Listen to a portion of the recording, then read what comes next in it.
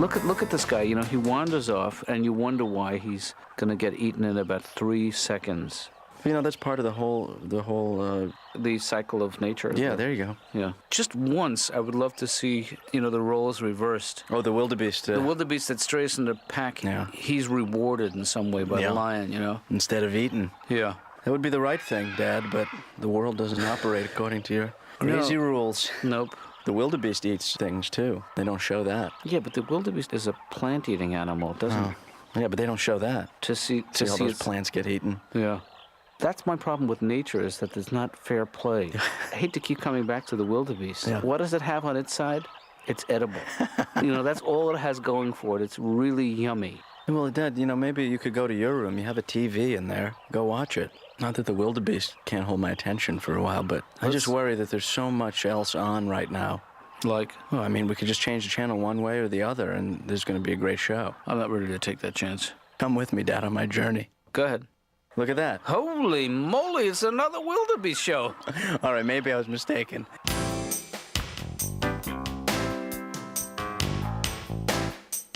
Hi, Laura. Hi. Is Dr. Katz ready? No, he's not. Okay. Are you having a good day? Could you sit over there? You know, bossy pants, maybe this isn't the best job for you working with people all the time. What do you mean you're in denial about being in therapy? I've just convinced myself that there's a friend that I see once a week, and then I lend him $150. When my best friend had a baby, she gained 80 pounds. Mm-hmm. Oh, don't think I wasn't photographed next to her every day. I've never been thinner in my entire life. And it's so pathetic, she was really in denial. She was like, do you think there's any chance the baby could weigh up to 80 pounds? I'm your best friend. I'm going to have to go with 45 tops. You're starting to feel the pressure of your biological clock. You know, I do. I desperately want to have a baby. Everything I do in comparison seems really inconsequential to all my friends who go through these labor stories, you know? Sure. Like, my best friend was in labor. She's like, well, you know, I was in labor for 36 days, and I didn't use an epidural. I had the baby out in the woods, and now I'm back at work full-time and breastfeeding. And I'm like, well, I bought the cutest skirt. You know, I'm the youngest, and both my sisters make so much money, it's embarrassing. And so on Mother's Day last year, they said, well, I don't know, maybe this year we should send her on a cruise or, you know, buy her something really nice, like a gold watch. Then they just look at me and go, and you just make another really nice card. And my boyfriend and I broke up. Sorry. Well, broke up. It's amazing how you rewrite history. When I was thrown from the cab, I was completely in denial about that, too. I just lay by the side of the road as the car drove away 90 miles per hour. I was screaming after it, don't ever call me again. We're through. I mean it this time. You know, every time I see my old boyfriend, he's a little balder than he was the last time. And it makes me realize something very important. Voodoo works. You just have to start from the back and one hair at a time. It'll kill him. He was very sweet. He used to call me cutie, which is short for chronic urinary tract infection. Mm-hmm. Have you ever fallen in love with one of your friends, Dr. Katz? Maybe. Well, you know, it's just like you're friends with the person, and then one day you look at them and you're like, you know, that feeling. I was totally in love with my friend Mark, and he would always say to me, oh, Caroline, you're such a good friend. And I was like, oh, shut up and do me. Well, you know what? When you meet the right person, you'll know it. Yeah, and I'll meet his lovely wife. Yeah, you'll know that, too. You're a little homewrecker, aren't you? You're not supposed to call me that. That's not helping. Then change your bumper sticker.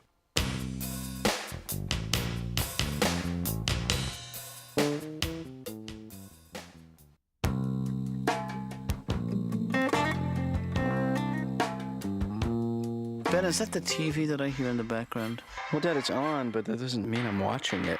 It's just on for atmosphere. And then when you're not looking at it, what are you looking at? My tummy. How about we call a moratorium on watching TV in the house? You know, I saw a show on that once. Any good? In a town. They banned television for a week just to see how the kids would react. How do they react? They killed their parents. Do you think TV influences the way people behave, Dad? Yes, I do. What about me? Do you think I'm a product of what I watch? I do. I think Or do you think it's the other way around? No, in fact, remember your favorite show when you were a kid? Remember you know what I'm talking about?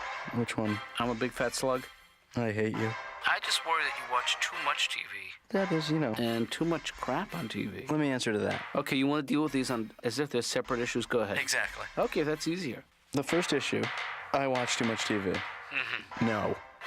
Let me play along for a second. The next issue is that the stuff that you choose to watch is crap, and it's not good for you. It's rotting your brains. Let me play devil's advocate. Okay. Yes. Laura, I've had a little time here, and I've written this letter. Laura, I've had a little bit of time here, and I've written this letter for you. Laura, I've had a little bit of time. Laura, I've had a little bit of time here, and I've written this letter to you. Has a lot of my feelings in it, and a lot of what I'm about, and hopefully maybe what you're about too. Hey, Laura. Hi. Hey, remember me? I've been sitting over there. Anyway, no, all right. So, I know your sign and your rule about not talking to you and everything, but I wrote you this letter, and it's, if you open it up, you might want to open it up now, and then I'll go in there, and then when I come out, Let me see it. you can, all right, well, I'm going to head in. So just read it, and just, you know what, don't even read it. I was kidding. It's a joke. It's part of a, just throw it away. Just, let me just, can I see it? Oh, okay. That's actually probably rude. Dr. Katz's office. Hey, Laura. Hi. How you doing? Fine. Guess who? Ben. Right. I was just checking in, sometimes I will be not so busy. Mm-hmm. And I will call you up and, call the office. Good, that's a good activity for you. We're sort of having a conversation here. I kind of like it. Did I just ruin it? I have to go. Yeah, I figured I did. Okay. Hey, listen, actually, before you go, want to play I'm Thinking of an Animal? No. I have a lot of fur, and I'm very big, and I eat fish. Ben. That's right, me. See, I told you you'd get into it. You want to play Thinking of a Disease? Ben. If I eat a whole tub of raw chicken, you might get me.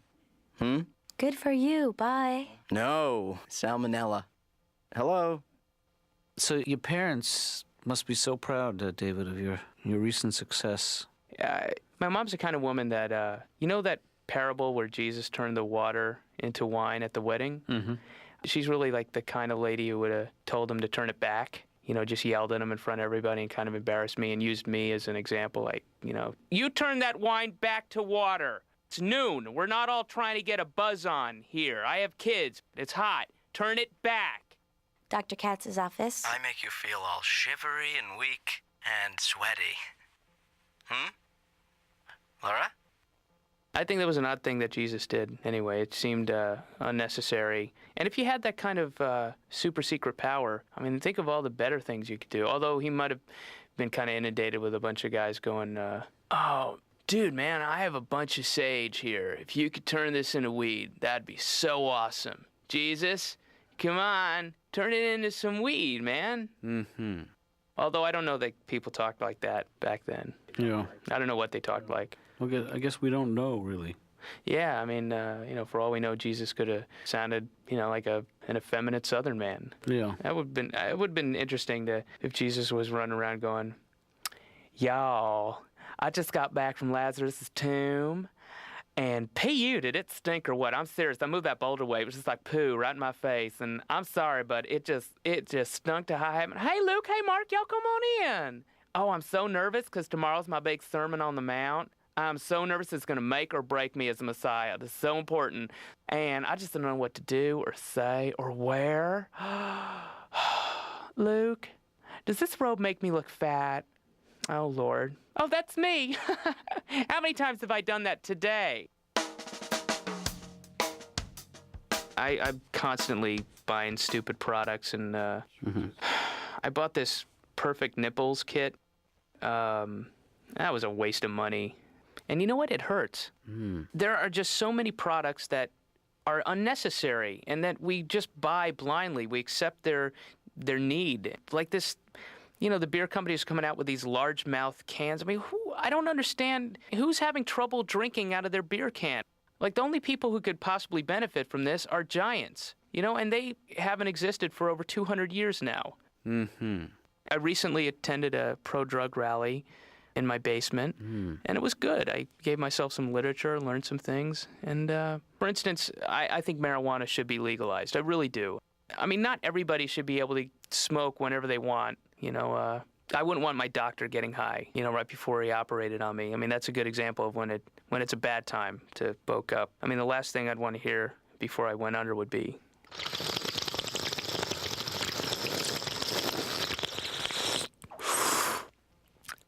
"Nurse, come here. Give me one of those, the pointy thing." Scalpel. Yeah, scalpel is exactly the name of it. Yes, okay. Hi, how you doing?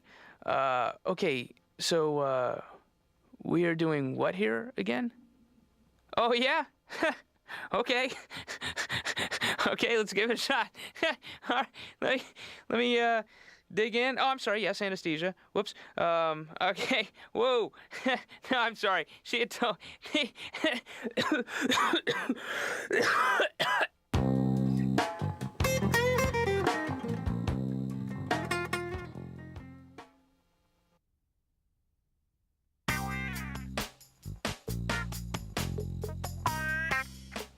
Laura, Yeah? do you ever watch the nature films? Sometimes. Yeah. Yeah. Did you know that a lioness will roll around in elephant dung just to make herself more desirable to the lion? Mm-hmm. Just because that fragrance, she thinks, I'm not like I'm second guessing her, but apparently the fragrance is attractive to the male lion. What do you make of that? No, I guess I didn't know that. Did you know that most of those nature shows are actually taped in front of a live audience? No, I didn't. Yeah, they sweeten it up. That's funny.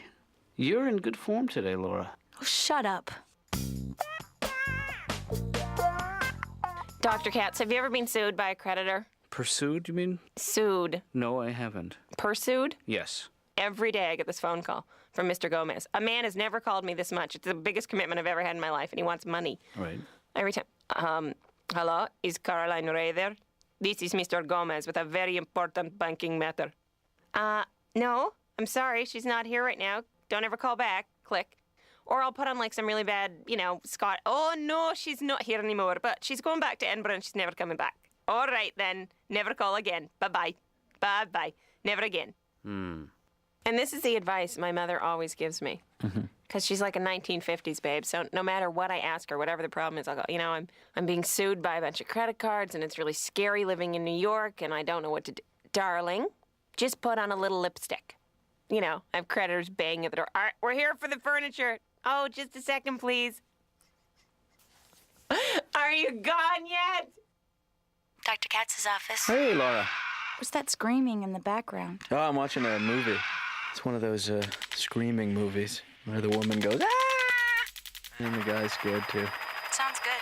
You better get back to it. It's funny you bring that up because he thinks I watch too much TV. And, I do. That's pretty much it. Boy, do I really have nothing to do. My managers are Australian. The way they talk, everything sounds really good because they go up at the end of every sentence. But they're the most tactless people, so they're constantly insulting me with this really lovely tone. Like, I'll call them up after an audition and I'll go, well, did you get any feedback? Yeah. We talked to the guy and you didn't get the part.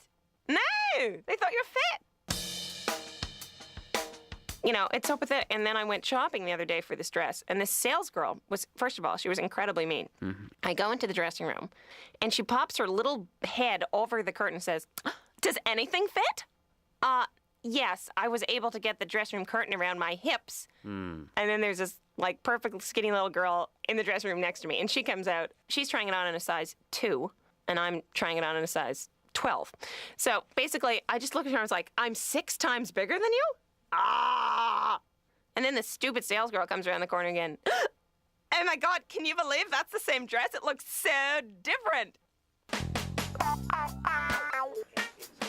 I feel like I walk out of the house, and the second the door closes behind me, the TV goes on, and it doesn't go off until I come home. That's not healthy. Maybe he just shouldn't be watching so much TV. Yeah, but how can you limit it? I think it's important to set limits and to actually take a firm hand with your, with your offsprings. Well, I don't like to honk my own horn, but I went home and I said, Ben, enough is enough.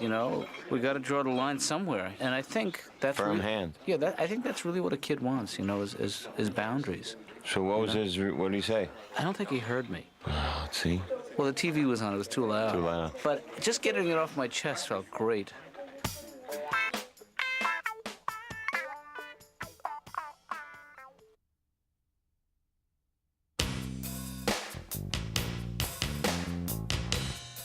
What is the lesson that we've learned tonight watching this show? We're better than the wildebeest. We're different. Right. We're smarter? This is why I want you to watch this, because we learn so much from these shows about our own nature. Do you know what the average number of hours people watch TV a day is? No, I don't. Like 3.5 hours a day. Mm-hmm. And how much do you watch? I watch considerably more. So you're bringing up the average. Well, I don't know what to make of that, but that's your job. I just sit here and watch TV. Remember that thing I used to do with my finger where I make it look like I was... Taking it off? Yeah. Remember the first time I did that, what you said? I said, that's an optical illusion. That's right. That was the first time I heard you use the word illusion. I can't do it. You know what the difference is? You haven't invested the 350 hours that I invested Practicing as a child. that? Yeah. You have to be double jointed, don't you? You know who's double jointed? What? Come here, I'll show you who's double jointed. Wow. I'm going to get up and I'm going to go to the bathroom, and when I come back, I'm trusting you not to change the station. How long are you going to be? I'll be back before the next commercial. Well, take your time. What are you going to do, one or two? I actually was thinking of doing a combo. And to be honest with you, the dinner tonight is sitting a little heavy. Well, that's why the good Lord created 2 bathrooms. Yeah. Hey, Dad? Yeah? You know, you're missing this here. You're missing this. Well, this has got to be more interesting. You know, all this nature stuff is starting to seem a little unnatural to me. I can't hear you. What? I said your mother. I can't talk to you like this anymore. But all I'm trying to say is you're missing some great TV out here. Just slip it under the door. Hurry it up. Yeah, okay. You got to get out there. You have to do things for you, and enjoy yourself. I'll do some things for me. Like the other night, I rented Schindler's List, and I got to be honest with you, not that funny. Where were you sitting? Hi, Ben. What's going on? Nothing. Yeah, how's the day been? Fine. Same here. Okay. Bye.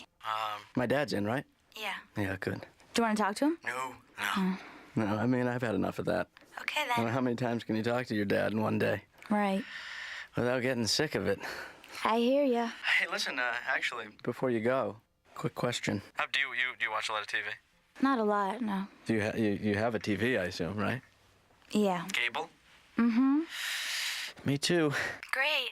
How many channels does that baby get over there? I don't know. Yeah. A lot. 136 over here. Yeah. I'm thinking about getting the dish. Wow. Yeah. That's pretty impressive, huh? Great. Like, how much TV a day do you watch, Laura? I don't know. I mean, how many in hours? I don't know. Well, how many hours? I don't know. What's the average? 2. Break that down to minutes. Bye. Damn it. You know, I think it would be kind of a good idea for everybody if McDonald's stopped advertising. It's not like if I woke up and I didn't see a McDonald's ad, I'm not confused. I don't wake up and go, hey, did McDonald's go out of business? And I just think they could take some of the hundreds of millions of dollars that they'd save, and maybe kick that back to some of their employees, who are making a minimum wage, and it's just good for everybody. That way, the next time I go to McDonald's, I don't have to deal with some understandably pissed off 19-year-old kid taking home $2.20 an hour after taxes, standing over a 900-degree fryer-later all day going, somebody explain to me again why I shouldn't be selling drugs? Tell me how that works. Mm-hmm. And can't they call it something else? I mean, what an awful thing to call it, minimum wage. I mean, what does that do for your self-esteem? You have to tell somebody that's what you're making. Think of something else to say. Call it anything. I don't know, better than nothing wage, or at least you're not living in Haiti wage. Anything to make people feel better about it instead of, if they get caught in this conversation. Hey, man, how you doing? Pretty good. So what are you earning now? Minimum wage? Yeah, lowest amount possible by law. Yeah. No, they'd like to pay me less, but they can't. Yeah, I got them on that one. My mother's obsessed with playing bridge. Really? Aliens could land at the door. She wouldn't care less. She just said, oh, come on in, invade later. We've got a good hand going. All right, you be dummy this hand. Hey, quit sucking the life force from the dog and pay attention. This is not an easy game, mister. All right, lemon square? It really is disgusting how, like, men think it's perfectly okay to say things to you as you walk down the street. Well, not all men. Most of the time, actually, they think they're complimenting you. But the other day, this is so pathetic. I was coming home from the gym. Yeah. And I'm walking along the street, and this man passes me and says, "Hello, fatty." I just wanted to kill him. No, it is disgusting, though. Like, you're walking down the street really innocently, and some, like, construction worker's like, "Tss, Maria. So, I mean, what do they think I'm going to do? Run over and go, "Tony, is that you? It's me, Big Hooters. Hi." It wouldn't even gross me out or bother me so much if they could show me one marriage that has come from this kind of an introduction. Uh-huh. "Mommy, how did you and Daddy meet?" "Well, dear, I was walking along the street one day, and your father screamed the most disgusting things at me. Oh, something about wanting to eat his lunch off my ass." You know, we're going to... I fell in love, and the rest is history. Now clear the table. Our time is up, and we're going to have to I just want to ask you one more thing. come back to this. No, one more thing. Sorry. No. If you ask...